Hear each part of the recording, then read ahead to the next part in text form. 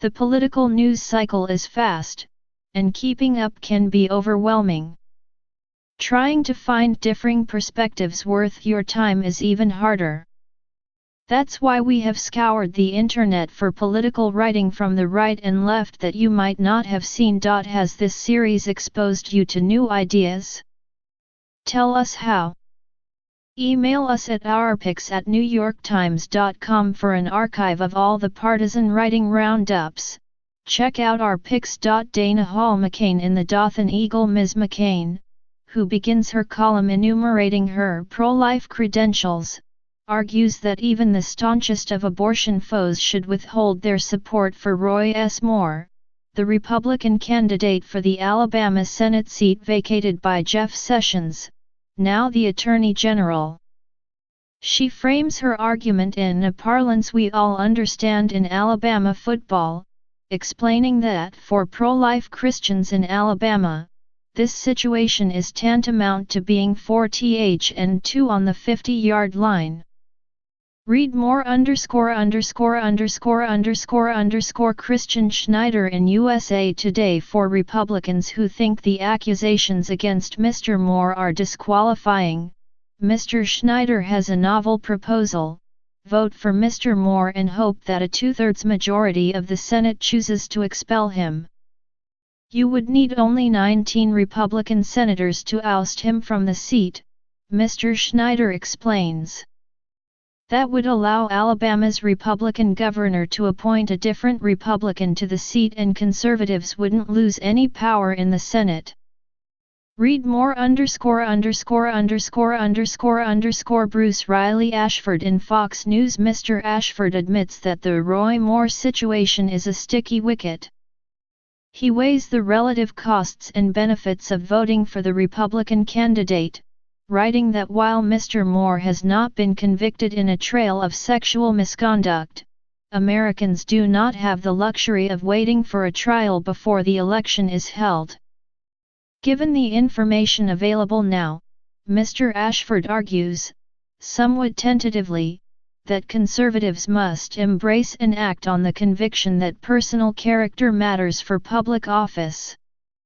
Read more ______ Michael Harriot in The Root. Mr. Harriot is skeptical of what some pundits and Moore supporters have called Alabama values. These values, he writes, selected as their winner every single presidential candidate who ever ran on a platform of segregation or white supremacy. These values, this election is proving, aren't about protecting children from predators, but rather, are about what they've always been about: white supremacy. Read more ______ Amy Davidson Sorkin in The New Yorker. According to Ms. Sorkin, we can understand what is happening in the Alabama election through the prism of Donald J. Trump's election. Mr. Trump, with the help of people like Mr. Moore, has managed to damage the reputation of the Republican Party in his short tenure so radically that the party may not survive the blow. Read more ______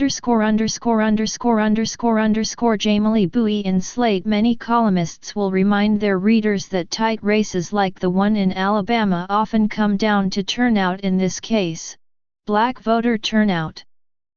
Mr. Bowie outlines the state's history of black voter suppression and explains why, in this case, Mr. Jones has to rely on white voters to win the seat. Read more ______